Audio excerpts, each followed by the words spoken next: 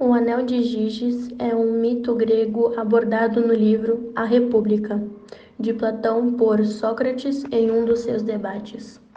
No livro, Platão nos esclarece que, disfarçavelmente violento e ganancioso, o homem é levado pelo desejo de ter sempre mais poder, glória, conforto, prazeres e vantagens, por exemplo. E o que a lei que o reconduzirá ao respeito pela igualdade, pois não agiremos assim de bom grado por natureza, mas somente forçadamente. A tese acima não é exclusivamente de Platão. Trata-se de uma opinião comunmente admitida que, embora seja amoral em seus fundamentos, perigosa em suas consequências, há séculos animou e ainda anima. O debate sobre as relações da natureza e a lei, tanto de quais são nossas características inatas, quanto quais são as características adquiridas. De Maquiavel a Thomas Hobbes, de Wilson a Sigmund Freud, passando por tantas outras. Essa problemática questão tem sido foco na análise nas ciências humanas. Desvendar nossa natureza é imperativa, até que possamos compreender melhor como lidar com ela. No livro 2 da República, Platão expõe a teoria de que ninguém é justo, honesto e íntegro voluntariamente, mas que quem pratica a justiça só faz meio que obrigado, por ser tímido e covarde. Ainda por se sentir velho e impotente para deixar aflorar sua ambição, ou por se ver coagido a temer represálias daqueles com os quais convive, e dos guardiões da justiça, como a polícia, por exemplo. É justamente por não sermos autossuficientes e termos essa perversa formatação que demos origem às leis, aos contratos e às convenções, pois se deixar por nossa conta, seguramente privilegiaremos os nossos interesses, fazendo o que nos aprouver. E isso todos, exceto eu e você, leitor, pois se permitissemos igualmente ao justo e ao injusto agir como desejam, agirão do mesmo modo. É o que vai nos revelar este mito.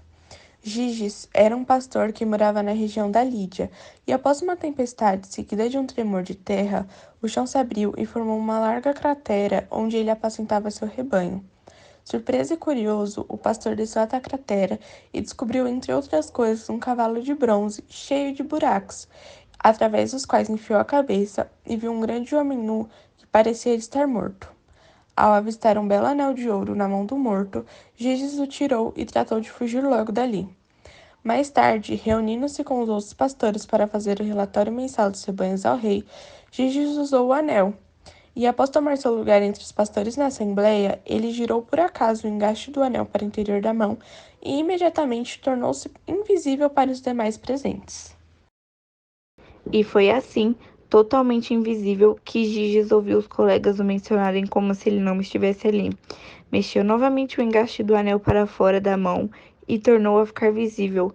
É justamente por não sermos autossuficientes e termos essa perversa formatação que demos origem às leis, aos contratos e às convenções, pois se deixar por nossa conta, seguramente privilegiaremos os nossos interesses, fazendo o que nos aprouver, admirado com a descoberta desse poder.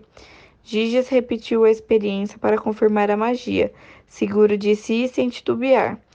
Ele dirigiu-se ao palácio, seduziu a rainha, matou o rei e o apoderou-se do trono.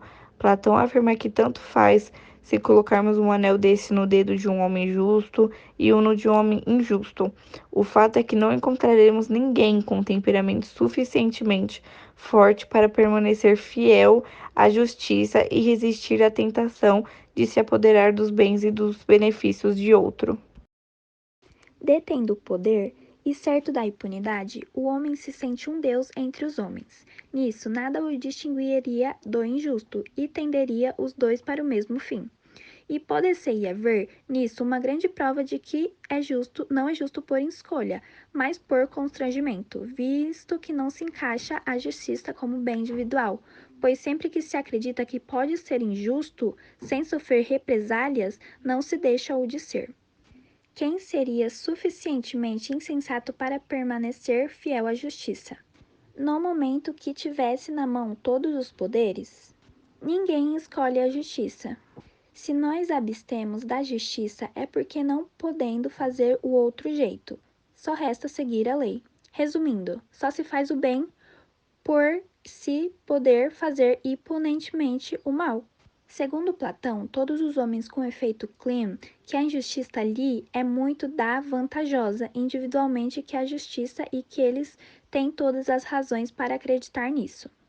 Com efeito, se um homem, tornado senhor de tal poder, não concedisse nunca em cometer uma injustiça e em trocar de bens de outrem, seria olhado pelos que estivessem a par do segredo, como o mais infeliz e insensato dos homens.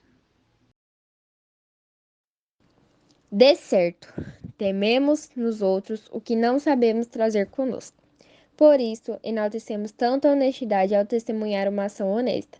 Os homens não deixariam de fazer em público o elogio da sua virtude, mas com o objetivo de se enganarem mutuamente, com medo de serem vítimas de alguma injustiça. Será assim a investigação sobre a justiça.